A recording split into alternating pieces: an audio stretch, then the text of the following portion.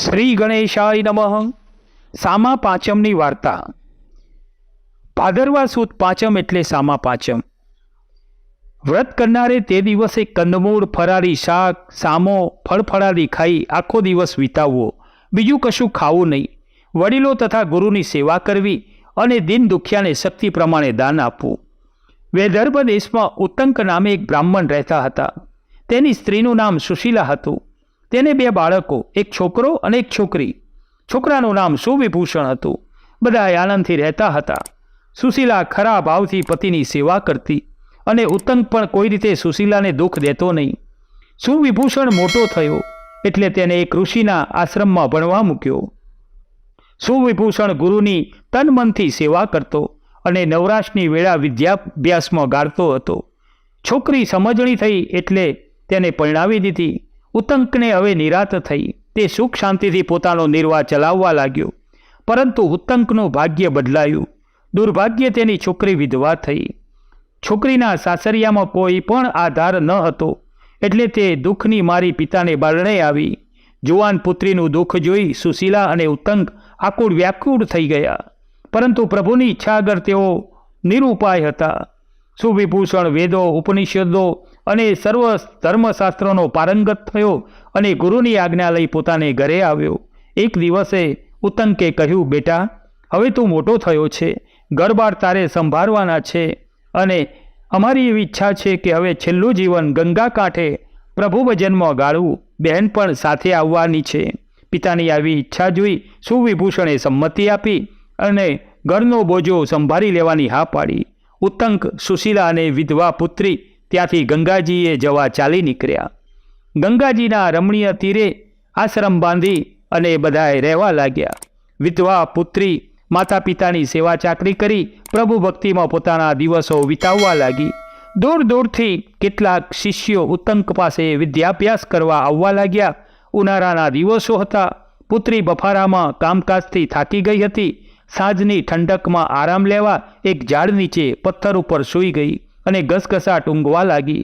તે ભર ઊંઘમાં હતી તેવામાં અચાનક તેના શરીરમાં અસંખ્ય કીડા પડી ગયા. એક શિષ્યની દ્રષ્ટિ તેના પર પડી. પોતાના ગુરુની પુત્રીને આવી અર્ધનગ્ન દશામાં અસંખ્ય કીડાથી ખદબદતી જોઈ તેને કમકમાટી ઉપજી. તે દોડતો દોડતો આશ્રમમાં ગયો અને પોતાના ગુરુપત્ની સુશીલાને કહેવા લાગ્યો, માતાજી, બહેનના શરીરે અસંખ્ય કીડા તરફડી રહ્યા છે, જુઓ તો ખરા. શિષ્યની વાત સાંભળી સુશીલા હાંફળી ફોંફળી દોડી તે ઝાડ નીચે જઈને જુએ તો પુત્રીના શરીરે અસંખ્ય કીડા ખડબડે અને માખો બળબળે. તે પોતાની પુત્રીની આવી દશા જોઈને હૈયાફાટ રુદન કરવા લાગી. તેણે પોતાના દેહનું ભાન પણ ન રહ્યું. તે મૂર્છા ખાઈ ભોય પર ઢરી પડી.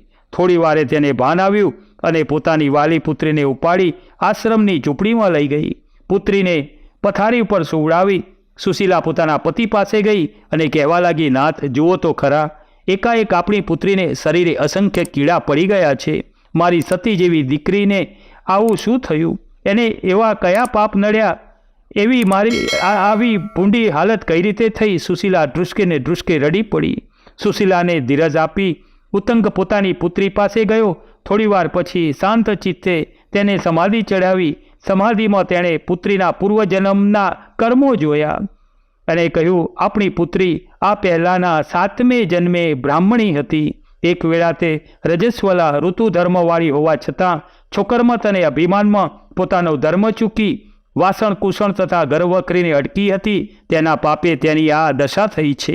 વળી બીજી છોકરીઓ જ્યારે સામા પાંચમનું વ્રત કરતી હતી ત્યાં તે જોવા ગઈ અને તેણે ઠેકડી કરી. તે પાપે એ વિધવા થઈ છે. હે પ્રિય, જે પોતાનો ધર્મ ચૂકે અને બીજાની ધાર્મિક ભાવનાની ઉપેક્ષા કરે છે તેઓની સાથે આવી સ્થિતિ થાય છે.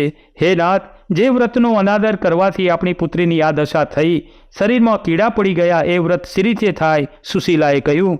ત્યારે ઉત્તંક બોલ્યો, ભાદરવા મહિનાની અજવાળી પાંચમે સવારે વહેલા ઉઠી નાહી ધોઈ ઘીનો દીવો કરવો, દીવા આગળ ફળફળાદીનું નૈવેદ્ય કરવું, મહર્ષિ કશ્યપ, અત્રિ, ભરદ્વાજ, વિશ્વામિત્ર, ગૌતમ, જમદગ્નિ અને વશિષ્ઠ એ 7 ઋષિઓનું ધ્યાન ધરવું, તેમની કથા વાર્તા સાંભળવી. તે દિવસે સામો, ફળફળાદી શાક ઇત્યાદિનો આહાર કરવો, બ્રહ્મચર્ય પાળવું. આ પ્રમાણે વ્રત કરવાથી રજસ્વલા ધર્મના ભૂલથી થયેલા દોષો નાશ પામે છે. આ લોક અને પરલોકમાં સુખ મળે છે. ઉત્તંકની આ વાત સાંભળી એની વિધવા પુત્રી ધ્યાનપૂર્વક સાંભળતી હતી. તે જ ઘડીએ તેણે ઋષિ પંચમી સામા પાંચમનું વ્રત કરવાનો દૃઢ નિશ્ચય કર્યો. મનમાં દૃઢ નિશ્ચય કરતાની સાથે જ તેના શરીરની પીડા ઓછી થવા લાગી. થોડા જ દિવસોમાં તેની કાયા કંચન જેવી થઈ. તેને પ્રતિજ્ઞા કરી કે આજથી વર્ષો વર્ષ હું સામા પાંચમનું વ્રત કરીશ, ગુરુજનોની આજ્ઞા પાળીશ.